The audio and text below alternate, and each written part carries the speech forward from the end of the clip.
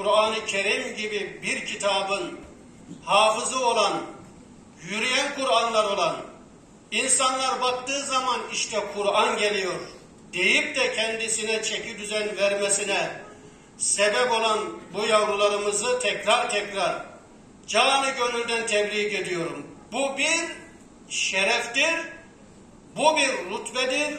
Şereflerin en yücesi, rütbelerin en kalitesi. Bundan daha kaliteli bir rütbe yok. Hafızı kelam olmak, yürüyen Kur'an olmak. Bu bir ayrıcalık. Allah sizlere nasip etti.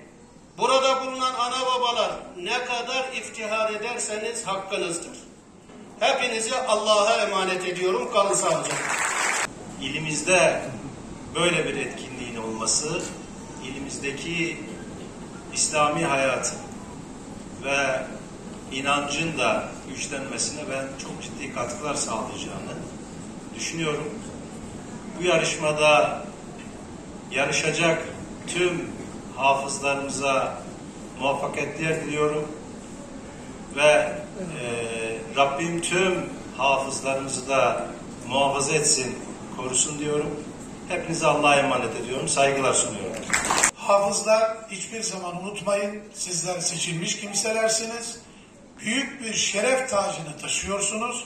Aynı zamanda da Kur'an'ı muhafaza etmek gibi büyük bir sorumluluk altındasınız.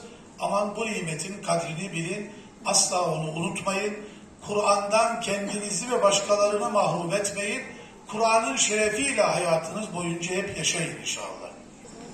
قُلْ كَفَى بِاللّٰهِ بَيْنِي وَبَيْنَكُمْ شَهِيدًا وَلَيَأْتِيَنَّهُمْ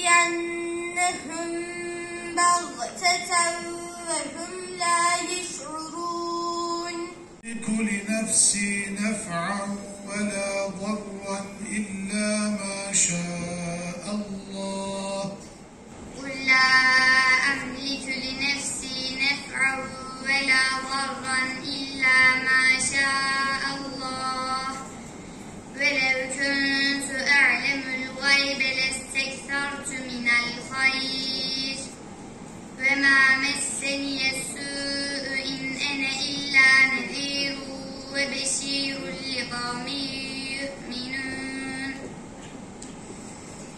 هُوَ الَّذِي خَلَقَكُم مِّن نَّفْسٍ وَاحِدَةٍ وَجَعَلَ مِنْهَا زَوْجَهَا لِيَسْكُنَ إِلَيْهَا فَلَمَّا تَغَشَّاهَا حَمَلَتْ حَمْلًا خَفِيفًا فَمَرَّتْ بِهِ.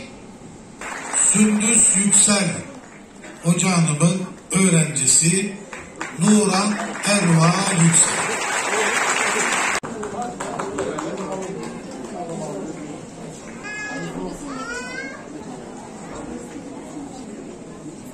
Ceviz olma gerçekten çok güzel bir duygu. Yani emeklerimin karşılığını almak güzel bir şey. يَأْتُوكَ بِكُلِّ سَحَّارٍ